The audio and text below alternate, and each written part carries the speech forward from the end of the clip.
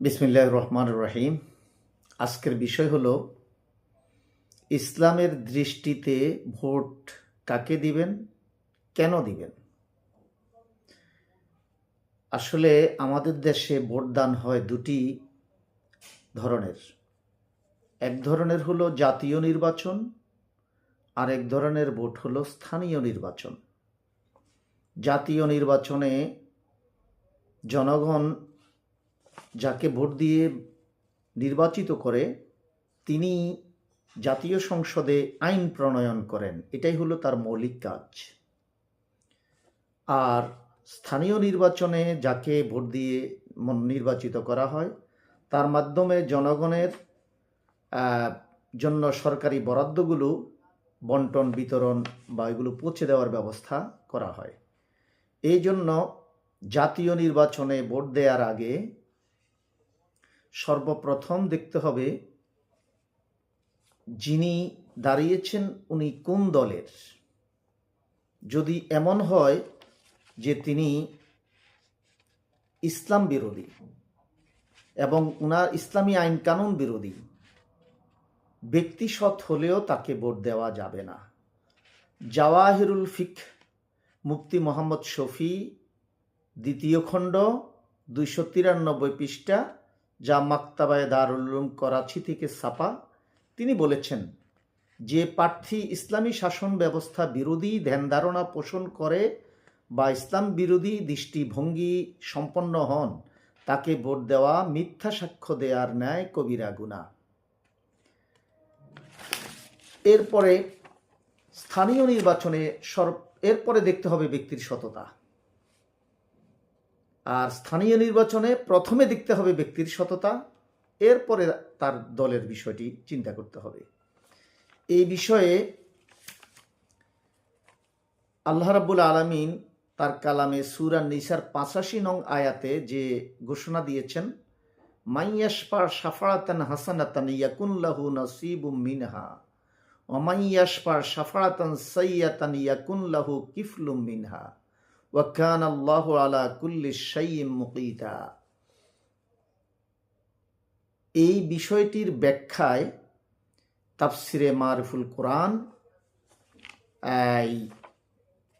যা মাওলানা মুফতি মোহাম্মদ শফির রচিত, অনুবাদ করেছেন মাওলানা মহিউদ্দিন খান, বাংলা অনুবাদ। এর 315 পৃষ্ঠায় সূরা মাইদার 8 নং আয়াতের ব্যাখ্যায় তিনি ভোটদানের 3টি দিক উল্লেখ করেছেন। এক হলো সাক্ষ্যদান, যে আমরা সাক্ষ্য দিচ্ছি যে এই লোকটি যোগ্যতা, সততা, বিশ্বস্ততার দিক থেকে জাতির প্রতিনিধি হওয়ার যোগ্য। এখন চিন্তা করা প্রয়োজন আমাদের প্রতিনিধিদের মধ্যে এই যোগ্যতা কাদের রয়েছে। আমাদের দেশের জনগণ নির্বাচনকে একটি ভোটদানের একটি হার জিতের খেলা হিসেবে মনে করে। ভোটদানকে এটা সাময়িক বন্ধুত্ব, দলীয় প্রভাব বা দলীয় দলকে পছন্দ করা, এটা নয়। বরং দেখতে হবে তার দলের ম্যানিফেস্টো কী, দলের উদ্দেশ্য আদর্শ কী। 2 নম্বরে উনি বলছেন ভোট দেওয়া মানে সুপারিশ করা। আমি সুপারিশ করছি যেটা এই আয়াতটি, যে সূরা নিসার 85 নং আয়াত যেটি আমি তেলাওয়াত করেছিলাম, যে আমি যে সুপারিশ করছি এই সুপারিশের আলোকে লোকটি সে অন্যায় কাজ করবে না আমার জানা মতে। যদি সে অন্যায় করে, আমি যদি জেনে বুঝে তাকে ভোট দেই, তাহলে তার প্রত্যেকটা অন্যায়ের গুনাহ আমার আমলনামায়ও কিন্তু লেখা হয়ে যাবে। এরপরে রয়েছে ওকালতি। ভোটদান মানে উকিল নিযুক্ত করা। সংসদে দেশের 18 কোটি মানুষ সকলে যেতে পারবে না, একটা প্রতিনিধি যাবে, আমার পক্ষ থেকে তারা আইন কানুন প্রণয়ন করবে। আমি যদি এমন লোককে ভোট দিই যারা ইসলাম বিরোধী, কোরআন বিরোধী, জনগণের স্বার্থ বিরোধী আইন কানুন করে, তাহলে আমার জানা সত্ত্বে যদি তাকে এভাবে ভোট দিই, প্রতিনিধি পাঠাই, উকিল পাঠাই, তাহলে পক্ষান্তরে আমি এই আইনগুলো করছি, খোদা বিরোধী আইন বা জনবিরোধী আইনগুলো করছি, এর গুণাটা আমার মধ্যেও আমার উপরে বর্তাবে। অযোগ্য ব্যক্তিকে প্রতিনিধি করার জন্য আমাকে হিসাব দিতে হবে আল্লাহর কাছে। এভাবে তিনি ব্যাখ্যা দিয়েছেন তাফসিরুল মারিফুল কোরআনে। এছাড়া রাসূল সাল্লাল্লাহু আলাইহি সাল্লামের অসংখ্য হাদিস রয়েছে এই বিষয়গুলোর ক্ষেত্রে, যে আমরা গোত্রপ্রীতি, স্বজনপ্রীতি, দলপ্রীতির কারণে যদি ভোট দিই। আন আবি পুসাইলাতা রাদিয়াল্লাহু তাআলা আনহু ক্বালাত সাআলতু রাসূলাল্লাহ সাল্লাল্লাহু আলাইহি সাল্লাম ফাকুলতু ইয়া রাসূলাল্লাহ আমিনাল আসাবা আন ইউহিব্বার রাজুলু কাওমাহু, কোন লোক তার কাউমকে, তার দলকে, তার গোত্রকে, তার আপনজনদেরকে ভালোবাসার নাম কি গোত্রপ্রীতি? যে গোত্রপ্রীতি ইসলামকে হারাম করা হয়েছে। কালা লা ওয়ালাকিন মিনাল আসাবা আন ইয়ানসুরার রাজুলু কাওমাহু আলা যুলম, যে কাউকে জুলুমের ক্ষেত্রে সাহায্য করার নাম হইল আসাবা।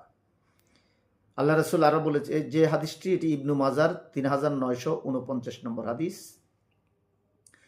এরপরে আবু দাউদ শরীফের 4904 নম্বর হাদিসে আল্লাহ রাসূল বলছেন, মান নাসারা কাওমাহু আলা গায়রিল হক ফাহুয়া কাল বাঈর আল্লাযী রাদা ফাহুয়া ইয়ানজিউ বিজামবিহি। অন্যায়কারীকে আমি ভোট দিয়ে বানালাম, জুলুমের সহযোগিতা করলাম। আমিও যেমন নাকি একটি উট একটি বড় গভীর কূপে পড়ে যাচ্ছে, আমি তার লেজ ধরে আছি। উট যে ভারী, আমি লেজ ধরে তাকে টেনে রাখতে পারবো না, আমিও এটার সাথে পড়ে যাব, অর্থাৎ আমিও সেই পাপে পাপী হয়ে যাব। আবু দাউদ শরীফের আরেকখানা হাদিস, আন খুরাইম ইবনে ফাতিকিন কালা রাসূলুল্লাহ সাল্লাল্লাহু আলাইহি ওয়াসাল্লাম সালাতাস সুবহি ফালাম্মা ইনসারাফা কামা কায়িমান ফাকালা উদিলাত শাহাদাতু জুর। তোমরা মিথ্যা সাক্ষ্য, যে মিথ্যা সাক্ষ্য দেওয়া হয়, উদিলাত বিল ইশরাক, এটা শিরিকের সাথে সম্পর্কিত, শিরিকের মতো। সালাস মাররাত, আল্লাহ রাসূল এভাবে 3 বার কথাটি বলেছেন। এরপরে আবু দাউদ শরীফের আরেকখানা হাদিস, কালা আল মুস্তাশারু মুতামানুন, যার কাছে পরামর্শ চাওয়া হয় সেটা আমানত। এই যে ভোটটাও এক ধরনের পরামর্শ বা এক ধরনের নিয়ম, যেটা আমানত। এই জন্য বলা হয়েছে লা ইমান আলিমান লা আমানাত লাহু ওয়ালা দীন আলিমান লা আহদা লাহু, যার আমানত নাই তার দিন নেই, সে দিনের অন্তর্ভুক্ত নন। যার অঙ্গীকার নাই তারও দিন নেই, আর যার আমানত নাই তার ইমান নেই। এরপরে যে হাদিসখানা মুসলিম শরীফের 4577 নং হাদিস, মামিন আবদিন ইয়াস্তারিহিল্লাহু রায়াতান ইয়ামুতু ইয়াওমা ইয়ামুতু ওয়া হুয়া গাশিন লিরাইয়াতিহি ইল্লা হারামাল্লাহু আলাইহিল জান্নাহ। কাউকে যদি কোনো দায়িত্ব দেওয়া হয়, সে যদি তার দায়িত্বটা যথাযথভাবে পালন না করে, যিনি নির্বাচিত হলেন ওনার দায়িত্ব, আমি ভোট দিচ্ছি, এটা আমার দায়িত্ব, আমি যদি এটা যথাযথভাবে না করি, ওয়াহুয়া গাশিন, সে খেয়ানতকারী, আল্লাহ হারামা আল্লাহু আলাইহিল জান্নাহ, আল্লাহ তার প্রতি জান্নাত হারাম করে দিবেন। আরেকটি হাদিস রয়েছে যা তাবরানী শরীফে এসেছে, মান মাশা মা যালিমিন লিয়াকদিয়াহু ফাকাদ খারাজা আনিল ইসলাম। কেউ যদি জানা সত্ত্বে যে কোনো জালিমকে, অন্যায়কারীকে সমর্থন করে, তার হাতকে শক্তিশালী করার জন্য তাকে সহযোগিতা করে, তার সাথে চলে, সে ইসলাম থেকে বের হয়ে যায়। এরপরে আল্লাহ রাসূল আরও বলেন যে যখন কোনো লোক কোনো মূল্যবান জিনিস ছিনিয়ে নেয় আর লোকেরা তা চেয়ে চেয়ে দেখতে থাকে, তখন সে আর মুমিন থাকে না। অর্থাৎ অন্যায় কাজের প্রতিবাদ করতে হবে, অন্যায় থেকে বিরত থাকতে হবে।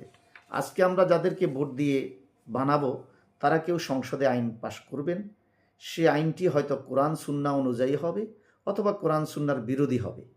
আপনি নিজেই চিন্তা করবেন, আপনি যাদেরকে ভোট দিচ্ছেন কোরআন সুন্নাহ বিরোধী হলে আপনার কি হবে, আর কোরআন সুন্নাহর পক্ষে হলে আপনার কি লাভ হবে। তৃতীয়ত, আরেকটি বিষয় এখানে পরিধানযোগ্য, অর্থের বিনিময়ে, যা সম্পূর্ণ হারাম। অর্থ নয় শুধু, নিজের ব্যক্তিগত কোনো সুবিধা ভোগের বিনিময়ে যদি আপনি কাউকে ভোট দেন, কাউকে সমর্থন করেন, সে যদি পাপ করে, এই পাপের ভাগও আপনাকে নিতে হবে। আরও একটি গুরুত্বপূর্ণ বিষয় হলো, ধরুন যারা নির্বাচনে প্রার্থী হয়েছে, তাদের অনেকেই দেখা গেছে সবার মধ্যে কিছু না কিছু দোষ ত্রুটি আছেই, একবারে ফিওর লোক আপনি পাচ্ছেন না, তখন কি করবেন? তখন আপনাকে এই যারা আছে তাদের মধ্যেই কারা ভালো, কে ভালো, তুলনামূলক ভালো, মন্দের ভালো আপনাকে খুঁজে নিতে হবে। আপনি যদি মনে করেন না সকলেই খারাপ, আমি ভোট দেব না, তাহলে বেশি খারাপ যে লোকটা, সে অর্থ ব্যয় করে প্রভাব খাটিয়ে নির্বাচিত হয়ে যাবে। সেই খারাপ লোকটা নির্বাচিত হলে জনগণ বেশি ক্ষতিগ্রস্ত হবে। এই জন্য আপনাকে তুলনামূলক ভালোকে সমর্থন দিয়ে জনগণকে কিছুটা হলেও শান্তিতে রাখতে হবে। ভোটের ক্ষেত্রে আমরা যেন কোনো খেয়ানত না করি। সূরা আনফালের ২৭ নং আয়াতে আল্লাহ বলছেন, ইয়া আইয়ুহাল্লাযীনা আমানু লা তাখুনুল্লাহ ওয়ার রাসূল ওয়া তাখুনু আমানাতাকুম ওয়া আনতুম তা'লামুন। এরপরে আল্লাহ বলছেন সূরা বাকারার ২৮৩ নং আয়াতে, ফাইন আমেনা বা'দুকুম বা'দান ফালিয়াদ্দিল্লাযী উতু মিনা আমানাতাহু ওয়ালিয়াত্তাকিল্লাহ রাব্বাহু ওয়া লা তাকতুমুশ শাহাদাতা ওয়া মান ইয়াকতুমহা ফাইন্নাহু আসিমুন কালবুহু আল্লাহু বিমা তা'মালুনা আলীম। অর্থাৎ আমি যে সাক্ষ্য দিচ্ছি যে লোকটি ভালো, ভালো জানার পরেও যদি আমি ভালো না বলি, কোনো স্বার্থে আমি যদি স্বার্থান্বিত হই, তাহলে সাক্ষী গোপন করার পাপে আমি পাপী হব।